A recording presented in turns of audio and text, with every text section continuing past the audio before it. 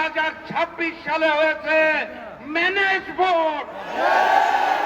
London থেকে ওই মুফতি সাহেব এসে জনগণের সমর্থন আদায় করতে না পেরে প্রশাসনকে ম্যানেজ করে, ডিপ স্টেটকে ম্যানেজ করে, কমিশনকে ম্যানেজ করে, সরকারকে ম্যানেজ করে ম্যানেজ ভোট আয়োজন করেছে।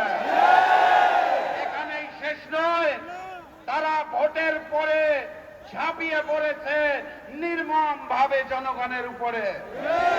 2018 সালে ধানের শীষে ভোট দেওয়ার জন্য যেভাবে করে গণধর্ষণ হয়েছিল, 2026 সালে এসে ধানের শীষে ভোট না দেওয়ার কারণে গণধর্ষণ আমরা দেখতে পেয়েছি। মুসলিম যখন জালিম হয়ে যায় তখন আল্লাহর আরশ কেঁপে ওঠে। আমি লন্ডনের মুফতি আর নতুন জালেমকে বলতে চাই, মজলুমরা হাসতে জানে না, মজলুমরা কাঁদতে জানে না, মজলুমরা থামতে জানে না। আমরাও থামবো না ইনশাআল্লাহ। বিজয়ের পথে যাত্রা শুরু, জীবন অথবা মৃত্যু। আসসালামু আলাইকুম।